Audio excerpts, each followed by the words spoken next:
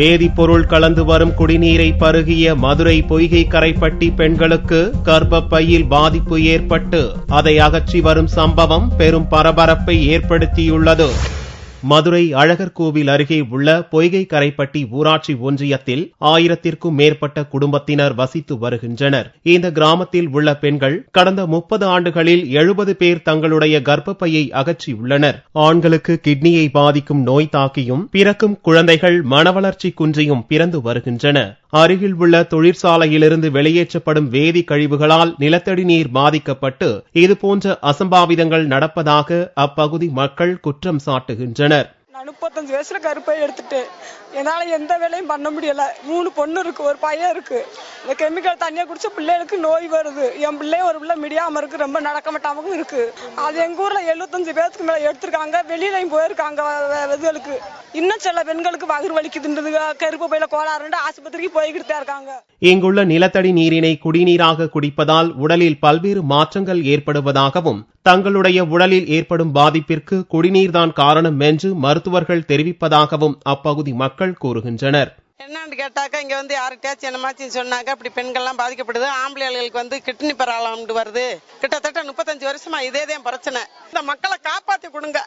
இருக்கும் சின்னஞ்சிறுசு ஊனமற்ற பிள்ளைகள்லாம் நிறைய பிள்ளைகள் ஊனமற்ற பிள்ளைகளா இருக்குது. 25 வயசு 23 வயசு கல்யாணம் ஆகிற பிள்ளைகள்லாம் கருப்பு பைய எடுத்துட்டா அதுகளுக்கு எப்படி திருப்பி அடுத்து வாரிசு எப்படி வரும்? அதுக்கு வாழ்க்கை என்ன ஆகும்? இப்படி இருக்கு சார். ஏதோ நீங்க தயவு செய்து ஒரு உதவி பண்ணுங்க. எங்க அப்பா 6-7 வருஷமா கெமிக்கல்ல தான் வேலை பார்த்தாரு. 6-7 வருஷத்துல லாஸ்டா இப்ப ஒரு வருஷத்துக்கு முன்னாடி முடியாம விழுந்தாரு. என்ன நாங்க ட்ரீட்மெண்ட் பார்க்கும்போது 2 கிட்னியுமே ஃபெயிலியர்னு சொல்லிட்டாங்க. எங்க அப்பா இப்ப இறந்துட்டாரு. அதுக்கு காரணம் எங்க பக்கத்துல இருக்கிற ஒரு கெமிக்கல் ஃபேக்டரி ஒண்ணு இருக்கு. கெமிக்கல் கலந்ததுனாலதான் குடிநீர் பாதிச்சிருச்சு. அத கொதிக்க வச்சோம்னா அடியில வெள்ளை வெள்ளையா ஒரு பொடி கலந்து கீழே அடியில நிக்குது. அதை உடனே மூடணும். பல்வேறு கேடுகளை விளைவிக்கும் இந்த தொழிற்சாலையை மூட வலியுறுத்தி அப்பகுதி மக்கள் தொடர்ந்து போராட்டங்களை நடத்தி வருகின்றனர்.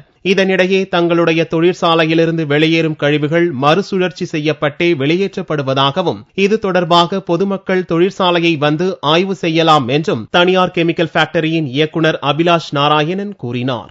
இந்த கம்பெனில மெயினா இன்னைக்கு speciality chemicals for leather processing and pharmaceutical active ingredients manufacturing பண்றோம். பட் சொல்றாங்க இங்க ஆக்சுவலா என்ன நடந்ததுன்னு சொன்னாங்கன்னா, அவங்க சோ கால்டு டிஸ்சார்ஜ் சொல்றது இங்க இருந்து 3 கிலோமீட்டர் ஊர் இருக்கு. அதுக்கு நடுவுல எவ்வளவோ இண்டஸ்ட்ரீஸ் எவ்வளவோ புழக்கம் இருக்கு. நாங்க எங்க கம்பெனில ஸ்பாட்ல இருந்து ஒரு 100 ஃபீட் தள்ளி இருக்கிற போர்வெல்லே நீங்க வாட்டர் சாம்பிள் பீரியாடிக்கலா நாங்களே மானிட்டர் பண்றோம். அது ரெக்கார்ட்ஸ் பப்ளிக்லி அவைலபிள்.